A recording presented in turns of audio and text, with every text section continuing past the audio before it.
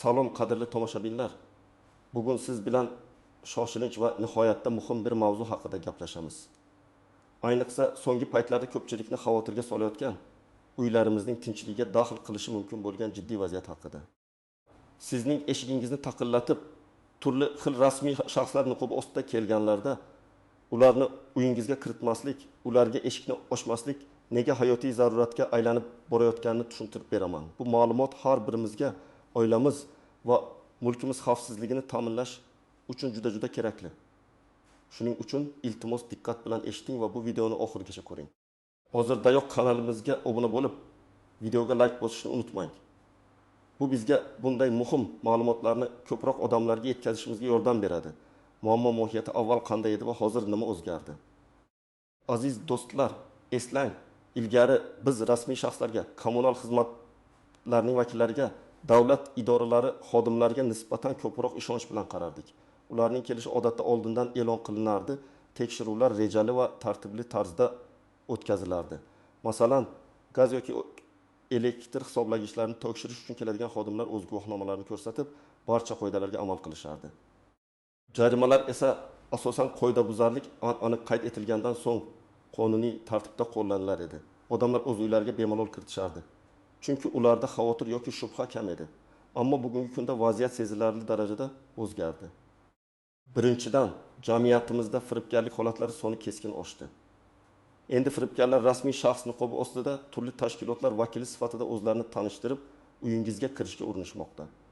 Ularning maqsadi sizning mol-mulkingizni o'g'irlash, aldov yo'li bilan pulingizni olish yoki sizni qo'rqitib, asossiz to'lovlarni talab qilish.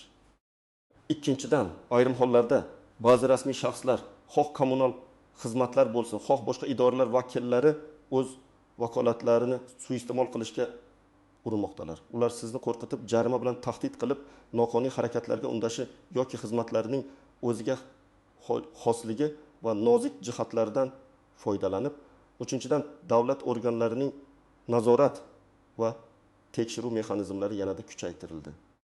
Ba'zi sohalarda qonunchilikka kiritilgan o'zgarishlar tufayli aholi punktlarida, xususan turar joylarda tekshiruvlar tez o'tkazilmoqda. Lekin bu tekshiruvlar qonuniy doirada amalga oshirilishi shart. Afsuski amalda ba'zan bu shartlarga rioya qilinmayapti.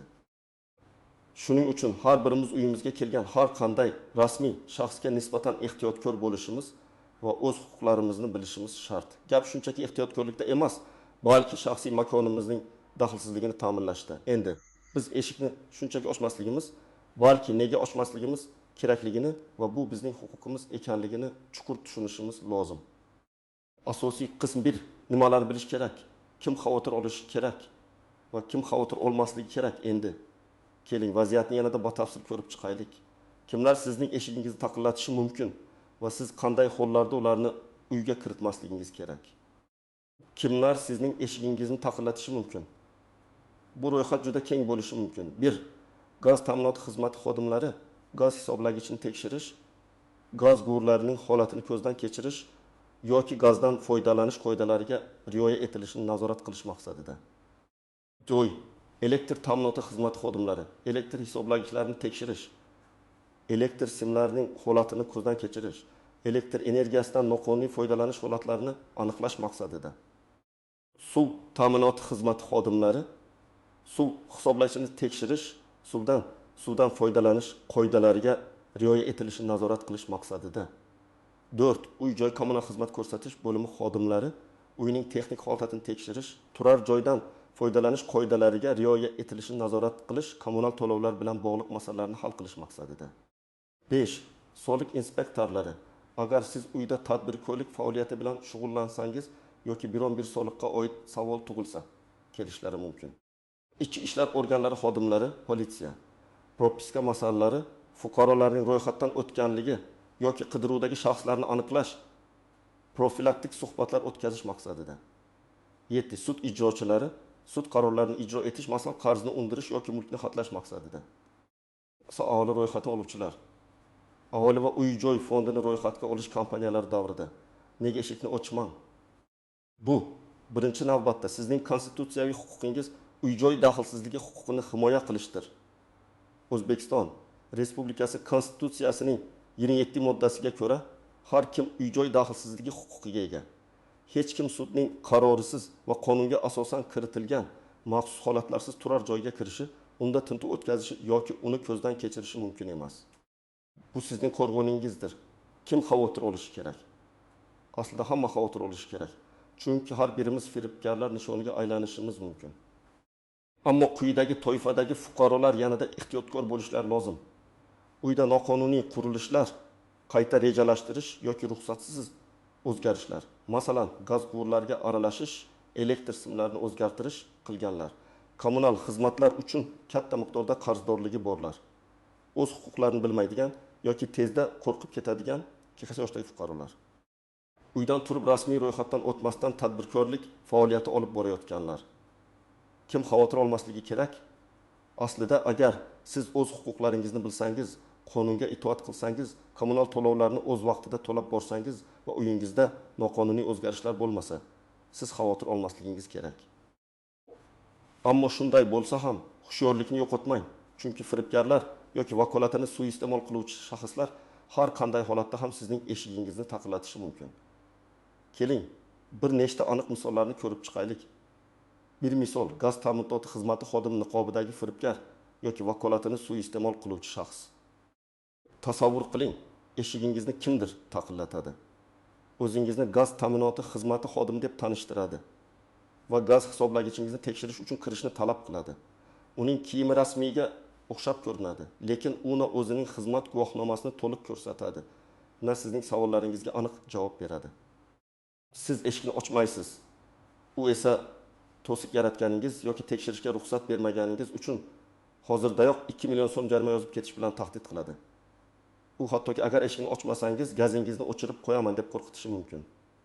Bu qonuniy emas. Gaz ta'minot qoidalariga ko'ra, xodimlar hisoblagichni tekshirish uchun fuqaroni ogohlantirishi va rasmiy guvohnomani taqdim etishi shart.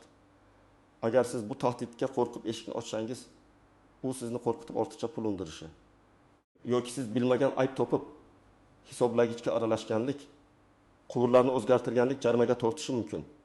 Bunday holatlarda siz eshikni ochmasdan idoraga telefon qilib, uning haqiqiy xodim ekanligini va sizning hisoblagichingizni tekshirish uchun rasmiy buyruq bor yo'qligini aniqlab olishingiz kerak. Jarima solish yoki gazni uzib qo'yish to'g'risida qaror esa faqat qonuniy tartibda, dalillar asosida va sizning ishtirokingizda qabul qilinishi mumkin. Ikki misol, elektr ta'minot xodimi degan shaxs. Yana bir misol, elektr ta'minot xodimi degan shaxs kelib, elektr hisoblagichingizda noqonuniy ulanish borligini da'vo qiladi va uni tekshirish uchun ichkariga kirishni talab qiladi. U, masalan, sizning hisoblagichingizda muammo borligi yuzasidan shikoyat kelib tushgan. Hozir tekshirishimiz shart, deya sizni shoshirishi mumkin. U xuddi shu kabi vaziyatda tahdid qilib, jarima undirmoqchi bo'lishi mumkin. Hatto sizni jarimaga tortmasdan muammoni joyida hal qilish evaziga, masalan, 500 ming so'm yoki 1 million so'm pul talab qilishi ham mumkin. Agar u firibgar bo'lsa, sizning uyingizga kirib, qimmatbaho buyumlaringizni o'g'irlashi yoki uydagi vaziyatni o'rganib, keyinroq o'g'irlik qilish uchun qaytib kelishi mumkin. Har qanday holatda ham ularning shaxsini mustaqil ravishda tekshirmaguningizcha eshikni ochmang. Uch misol, sud ijrochilari, bailiffs. Eng xavfli holatlardan biri sud ijrochilari bilan bog'liq. Ular qarzni undirish maqsadida kelishadi. Ba'zida fuqarolar o'zlarining huquqlarini bilmaganliklari sababli sud ijrochilari ularning uylariga kirib, mulklarini xatlashi yoki olib qo'yishi mumkin.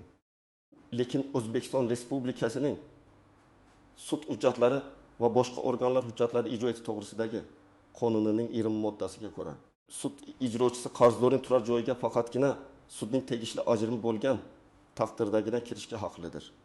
Agar ularda sizning mulkingizni xatlash yoki uyga kirishi uchun sud qarori ijro varaqasi bo'lmasa, siz ularni uyingizga kiritmaslikka to'liq haqlisiz. Sud qarorini talab qiling, uning nusxasini eshik orqasidan ko'rsatishni so'rang. Qaror to'g'risidagi ma'lumotlarni o'qib chiqing. U yerda sizning manzilingiz, ismingiz va sudning qarori raqami aniq ko'rsatilgan bo'lishi shart.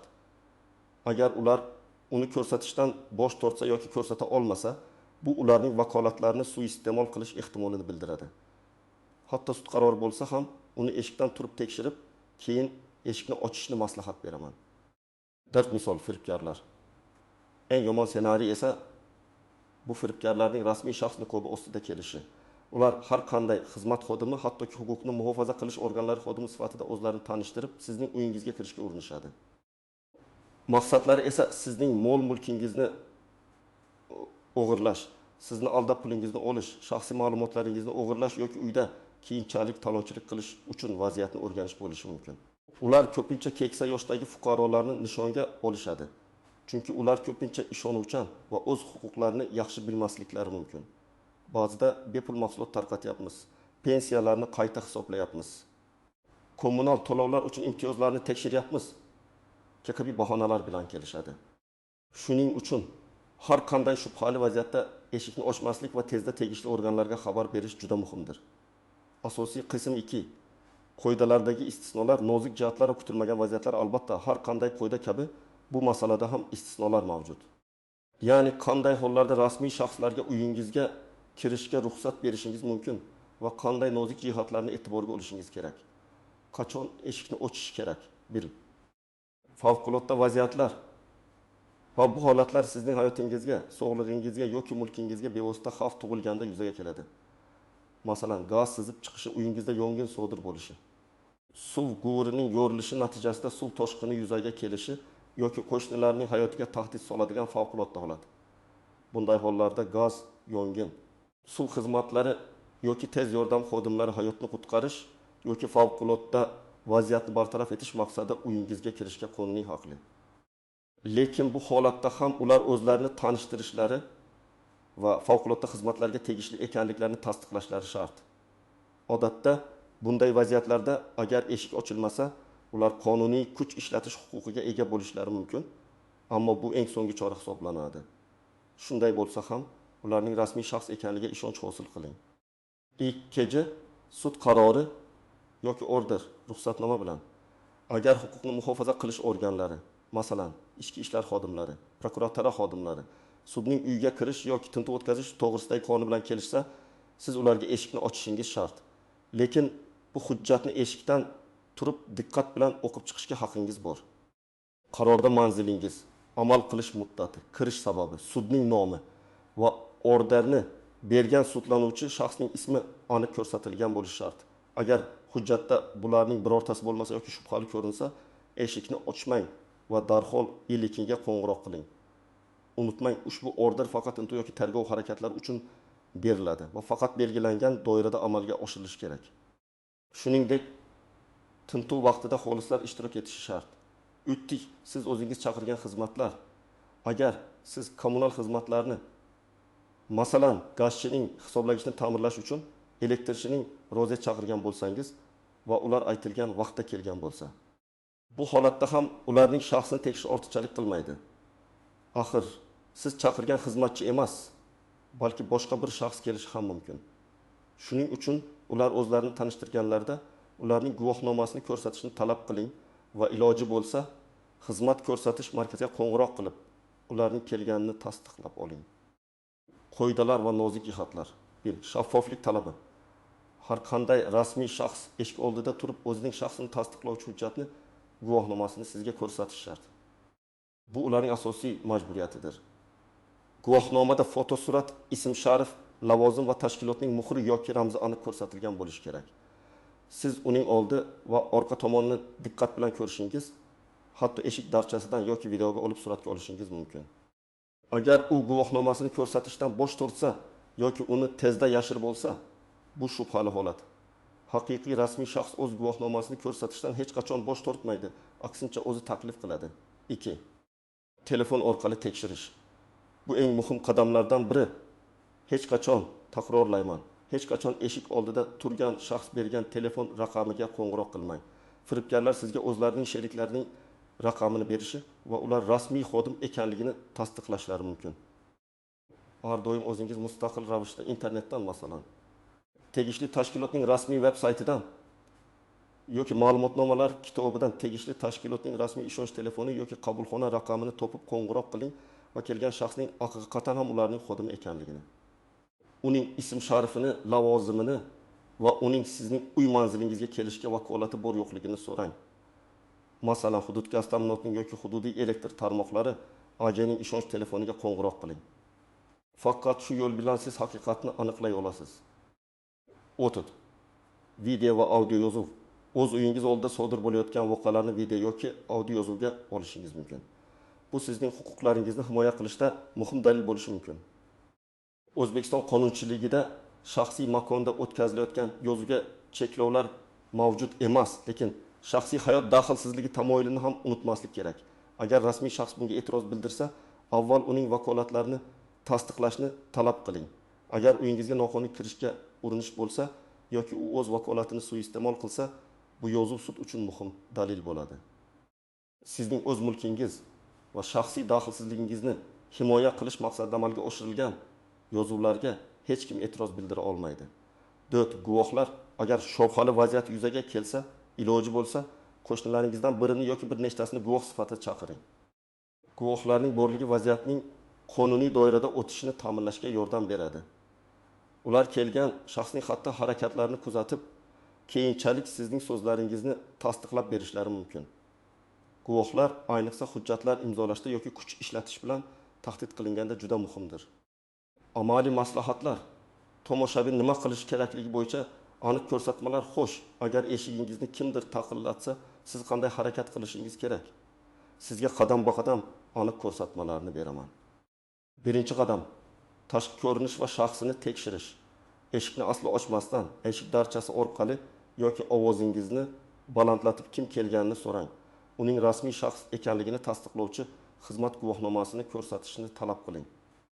Guvohnomadagi fotosuratga, ism-sharifga, lavozimga, tashkilot nomi va guvohnomaning amal qilish muddatiga diqqat bilan e'tibor bering. Guvohnomaning old va orqa tomonini to'liq ko'rsatishini so'rang. Bu ma'lumotlarni eslab qoling yoki iloji bo'lsa, telefoningiz kamerasiga suratga olib oling. Agar u guvohnoma ko'rsatishdan bosh tortsa yoki uning ma'lumotlari shubhali ko'rinsa, ikkinchi qadamga o'ting. Ikkinchi qadam: telefon orqali tasdiqlash. Guvohnomadagi ma'lumotlarni yozib olgandan so'ng eshikni yopib mustaqil ravishda rasmiy manbalardan, ya'ni internetdan yoki ma'lumotnomalar kitobidan topilgan raqamlar orqali tegishli tashkilotga qo'ng'iroq qiling. Kelgan shaxsning haqiqiy xodim ekanligini, uning ism-sharifi, lavozimi to'g'riligini va uning aynan sizning manzilingizga kelishga asosli sababi bor yo'qligini aniqlang. Masalan, gaz hisoblagichni tekshirish bo'yicha buyruq berilganmi yoki mening manzilimga hozir Fulanov ismli elektrchi yuborilganmi deb so'rang. Faqat tashkilotning rasmiy vakili tasdiqlaganidan keyingina unga ishoning.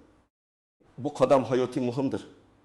Chunki bu sizni firibgarlikdan yoki vakolatini suiiste'mol qilishdan himoya qiladi. 3-qadam harakatlar rejasini belgilash. Agar ma'lumotlar tasdiqlansa va uyingizga kirishga asos bo'lsa, siz eshikni ochishingiz mumkin. Ammo ehtiyotkorlik bilan va barcha suhbatlarni, harakatlarni video oligi yozuvga olishga tayyor turib, unga kirishdan oldin shartlari haqida so'rang. Barcha rasmiy harakatlar faqat xizmat guvohnomasini qayta taqdim etgandan keyin amalga oshirilishi shart. Agar jarima solinadigan bo'lsa yoki boshqa biron bir hujjat imzolashni talab qilishsa, uni diqqat bilan shoshilmasdan o'qib chiqing. Agar biror joyga imzo qo'yishni talab qilsalar, uning nusxasini albatta talab qiling. Nusxa bermasalar, imzo qo'ymang. Agar sizga imzo chekishingiz shart bo'lgan hujjat taqdim etilsa-yu, siz uning mazmuniga o'shilmasangiz, imzoingiz yoniga o'z fikringizni, masalan, qarorga qo'shilmayman, xodimlarning harakatlari bilan kelishmayman yozib qo'yish huquqiga egasiz. Bu sizning keyingi shikoyatlaringiz uchun asos bo'lishi mumkin. 2. Agar ma'lumotlar tasdiqlanmasa yoki shaxs kirishga asosiy hujjat, masalan, sud qarori orderini ko'rsata olmasa, eshikni aslo ochmang. Unga sizda uy daxlsizligi huquqi borligini va siz qonuniy asoslarsiz hech kimni uyingizga kiritmasligingizni qat'iy ammo muloyimlik bilan bildiring. Uning ketishini talab qiling. 3. Agar shaxs tahdid qilsa, eshikni buzib kirishga uringan yoki kuch ishlatish bilan tahdid qilsa, darhol Inikik raqamiga Ichki ishlar vazirligi qo'ng'iroq qiling va vaziyatni batafsil tushuntiring. Shuningdek, qo'shnilaringizni guvoh sifatida chaqiring va barcha jarayonni video yoki audio yozuvga oling. Ichki ishlar xodimlari yetib kelguniga qadar eshikni ochmasdan turing. Har qanday holatda ham sizning roziligingizsiz va qonuniy asoslarsiz uyingizga kirishga hech kim haqli emas. Qanday hujjatlar kerak bo'lishi mumkin? Har doim uyda quyidagi hujjatlarning nusxalarini yoki aslarini tayyor holda saqlang. uy-joyga egalik huquqini tasdiqlovchi hujjatlar, kadastr pasporti, guvohnoma, order. Bu sizning uyning qonuniy egasi ekanligingizni tasdiqlaydi. Kommunal xizmatlar uchun shartnomalar va oxirgi to'lov kvitantsiyalari. Bular sizning qarzdorliklaringiz yo'qligini yoki kommunal xizmatlar bilan shartnomalaringizning mavjudligini ko'rsatadi. Uyda yashovchilarning ro'yxatdan o'tganligi, propiska haqidagi ma'lumotlar. Bu politsiya xodimlarining savollariga javob berishda yordam beradi. Agar mavjud bo'lsa, uyda amalga oshirilgan har qanday o'zgartirishlar, gaz, elektr, suv ta'minoti tizimlarida uchun ruxsatnomalar.